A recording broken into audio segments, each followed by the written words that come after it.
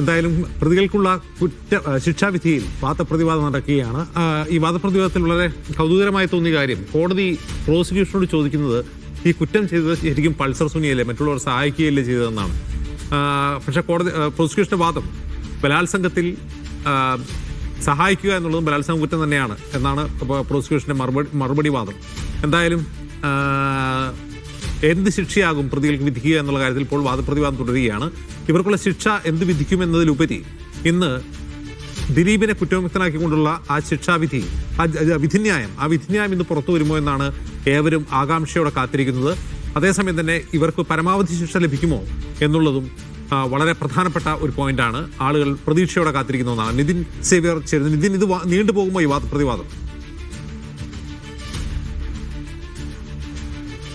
നീണ്ടുപോകുന്നത് തന്നെയാണ് നമുക്ക് മനസ്സിലാകുന്നത്. അതായത് പ്രോസിക്യൂഷൻ അവരുടെ വാദങ്ങൾ തുടരുകയാണ്.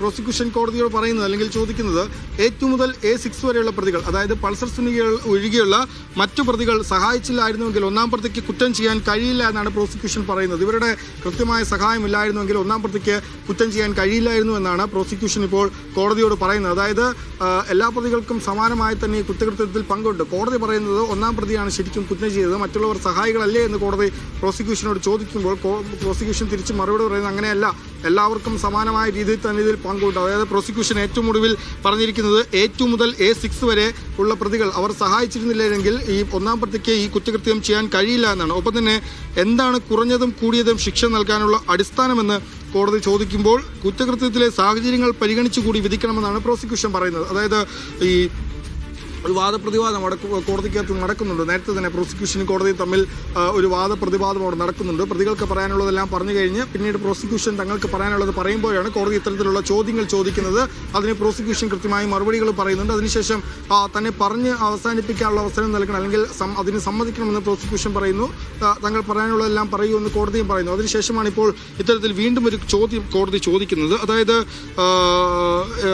നമുക്കിപ്പോൾ കിട്ടുന്നൊരു സൂചന വിധി ഇന്നുണ്ടാകുമെന്ന സൂചനയാണ് ജിംസ്. അതായത് കോടതിക്കുള്ളിൽ നിന്ന് നമുക്ക് ലഭിക്കുന്ന ഒരു സൂചന അനുസരിച്ച് വിധി ഇന്നുണ്ടാകുമെന്നൊരു സൂചന ജഡ്ജി നൽകുന്നു എന്നൊരു വാർത്തയാണ് കോടതിക്കുള്ളിൽ നിന്ന് വരുന്നത്.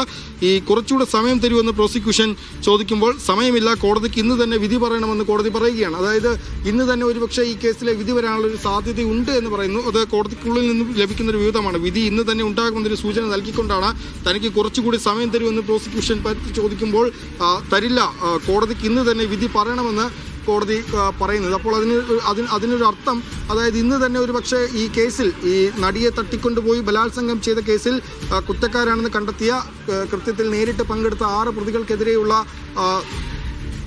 ശിക്ഷാവിധി ഇന്ന് തന്നെ ഉണ്ടാകാനുള്ള സാധ്യതയുണ്ട് എന്നാണ് മനസ്സിലാക്കുക. വിധി ഇന്നുണ്ടാകുമെന്നൊരു സൂചന ജഡ്ജി കോടതിക്കകത്ത് തന്നെ നൽകിയിട്ടുണ്ട്. കൂടുതൽ സമയം, തനിക്ക് വാദിക്കാൻ കൂടുതൽ സമയം വേണമെന്ന് പ്രോസിക്യൂഷൻ ആവശ്യപ്പെടുമ്പോൾ അത് പറ്റില്ല, തനിക്ക് ഇന്ന് തന്നെ വിധി പറയണമെന്ന് കോടതി പറയുന്നുണ്ട്. അപ്പോൾ വിധി ഇന്നുണ്ടാകുമെന്നൊരു സൂചനയാണ് അതിൽ നിന്ന് ലഭിക്കുന്നത്. ഒരുപക്ഷെ ഉച്ചയ്ക്ക് ശേഷമോ മറ്റോ ഈ കേസിൽ വിധി പറയാനുള്ളൊരു സാധ്യതയുണ്ട്. എല്ലാവരും കൂടെ ചെയ്ത കുറ്റകൃത്യങ്ങളുടെ ആകെ തുകയാണ് 376D കൂട്ടബലാത്സംഗം എന്നാണ് പ്രോസിക്യൂഷൻ പറയുന്നത്. അതായത്